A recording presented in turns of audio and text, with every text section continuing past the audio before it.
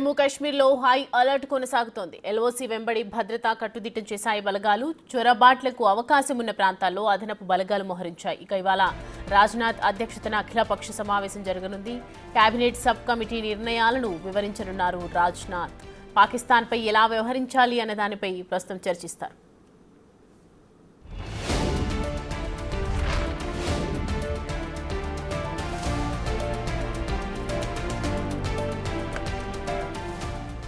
నిన్న సిసిఎస్ మీటింగ్లో 5 కీలక నిర్ణయాలు తీసుకుంది భారత్. అటారీ వాఘా బార్డర్ మూసివేత, అలాగే పాక్ పౌరులకు భారత్లో నో ఎంట్రీ. భారత్లో ఉన్న పాక్ పౌరులు వెళ్లిపోవాలని ఆదేశించింది.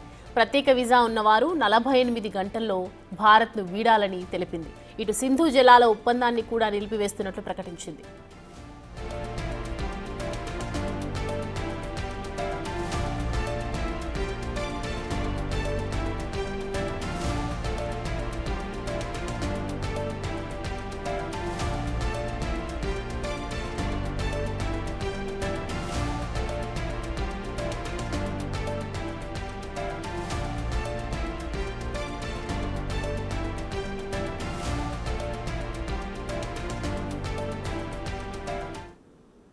ఇక ఈ అంశానికి సంబంధించి పూర్తి డీటెయిల్స్ అందించడానికి మా ప్రతినిధి శివ జాయిన్ అవుతున్నారు లైవ్ లో. శివ, పాక్ పౌరులకు భారత్ లో నో ఎంట్రీ అని చెప్తోంది మరి భారత్. సో ప్రజెంట్ ఇన్ఫర్మేషన్ ఏంటి, అక్కడ ప్రజెంట్ ఏం జరుగుతుంది? వాళ్ళకు కూడా సమావేశం జరుగుతుంది కాబట్టి కాశ్మీర్ లో ఎలాంటి నిర్ణయాలు తీసుకోబోతున్నారు ముందు? రైట్ సౌమ్య, ఏదైతే 2 రోజుల క్రితం పెహల్గావ్లో మధ్యాహ్నం సమయంలో జరిగిన ఉగ్రవాదుల కాల్పులకు సంబంధించి నిన్న సెంట్రల్ కేబినెట్ సెక్యూరిటీ సమావేశం జరిగింది. ఈ సమావేశంలో పలు కీలక నిర్ణయాలు తీసుకున్నారు. ఇటు ప్రధాని నరేంద్ర మోడీ అధ్యక్షతన జరిగిన ఈ సమావేశంలో రక్షణ శాఖ మంత్రి, కేంద్ర హోంమంత్రి, ఆర్థిక శాఖ మంత్రి, విదేశాంగ శాఖ మంత్రి, జాతీయ భద్రతా సలహాదారు, ఇతర ఉన్నత స్థాయి అధికారులందరూ కూడా ఈ సమావేశంలో పాల్గొన్నారు. ఇక పాకిస్తాన్కి సంబంధించి పలు కీలక నిర్ణయాలు తీసుకున్నారు. అయితే ఈ ఉగ్రదాడికి సంబంధించి పాకిస్తాన్ హస్తం ఉందని మాకు తెలుసు. దానికి సంబంధించిన పూర్తి ఆధారాలు మా దగ్గర ఉన్నాయంటూ కూడా కేంద్ర ప్రభుత్వం తరఫున మిస్త్రీ నిన్న సమావేశం నిర్వహించారు. మీడియా సమావేశం విదేశాంగ శాఖ కార్యదర్శి విక్రమ్ మిస్త్రీ సమావేశం నిర్వహించారు. దానికి సంబంధించి పలు కీలక నిర్ణయాలు కూడా తీసుకున్నట్లు కూడా వెల్లడించారు. అంటే పెహల్గాం దాడి వెనుక పాకిస్తాన్ హస్తం ఉంది అనేది మేము గుర్తించాము, పూర్తి ఆధారాలు ఉన్నాయి, ఏ విధంగా ముందుకు వెళ్ళాలి అనే దానిపై కూడా మేము నిర్ణయం తీసుకున్నాము, త్వరలోనే ముందడుగు వేయబోతున్నామంటూ కూడా తెలియజేశారు.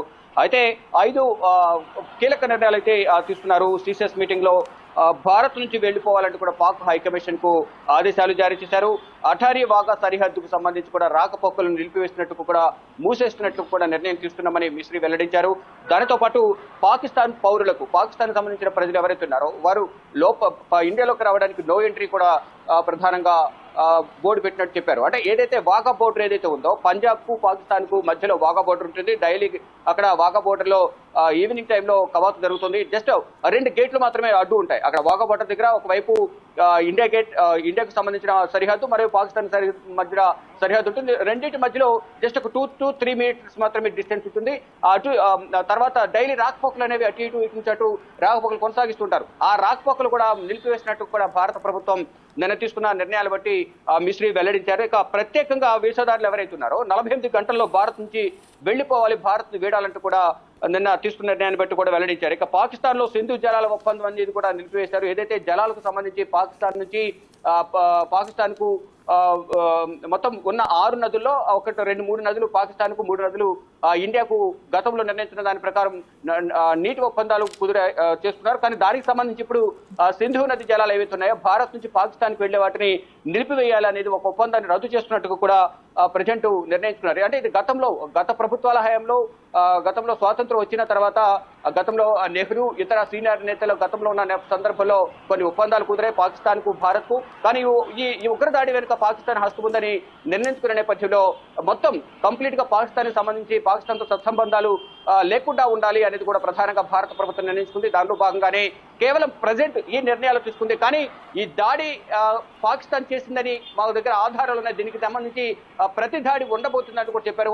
దానికి సంబంధించి ఇంకా ముందు మరికొన్ని కీలక అడుగులైతే భారత ప్రభుత్వం ముందుకు వేయబోతోంది. అంటే ప్రతి సందర్భంలో కూడా ఎవరైతే విదేశీయులు భారత్కు వస్తున్నారో ఆ సమయంలో భారత్కు చెడ్డ పేరు తీసుకురావడానికి ఇటువంటి కార్యక్రమాలకు పాల్పడుతున్నారు. 2000 సంవత్సరంలో బిల్ క్లింటన్ వచ్చిన సందర్భంలో కూడా ఇదే పుల్వామాలో సిక్కులను టార్గెట్ చేసుకుని 36 మందిని చెప్పారు. మళ్ళీ ఇప్పుడు అమెరికా ఉపాధ్యక్షుడు జేడీ వ్యాన్స్ కూడా వచ్చిన సందర్భంలో కూడా ఇటువంటి దాడులకు పాల్పడ్డారు. అంటే పక్కా ప్రణాళిక ప్రకారమే ఈ దాడులకు పాల్పడుతున్నారనేది కూడా భారత ప్రభుత్వం గుర్తించింది. దానిలో భాగంగా ప్రజెంట్ ఏదైతే నిన్న అమిత్ షా కూడా అక్కడ పర్యటన ముగించుకుని వచ్చారు. అమిత్ షా అలాగే రాజ్నాథ్ సింగ్ కూడా, రక్షణ శాఖ మంత్రి రాజ్నాథ్ సింగ్ కూడా త్రివిధ దళాల అధిపతులతో సమావేశం నిర్వహించారు. ఇదంతా కూడా వీరిద్దరు కూడా మొత్తం ఏం జరిగింది, అక్కడ సిచ్యువేషన్ ఏంటి అనేది కూడా ప్రధాని నరేంద్ర మోడీకి నిన్న జరిగిన సమావేశం వివరించిన తర్వాత పలు కీలక నిర్ణయాలు తీసుకున్నారు.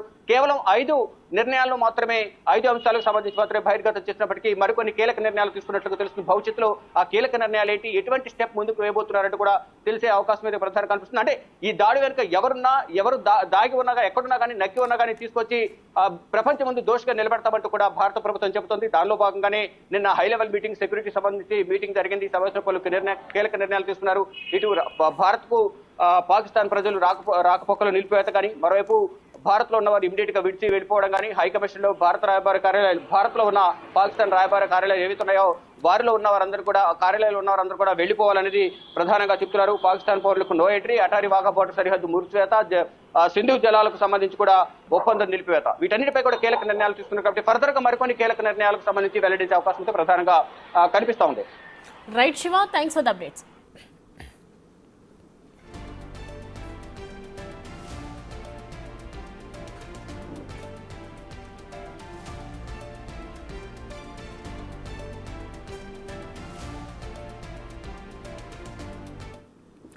కశ్మీర్లో జరిగినటువంటి ఉగ్రదాడి వెనుక పాక్ హస్తం ఉందని భారత ప్రభుత్వం నో వీజా అనేది ఒకటి పెట్టుకుంది. అలాగే ప్రతి దాడికి కూడా సిద్ధంగా ఉంటామని భారత ప్రభుత్వం చెప్తోంది.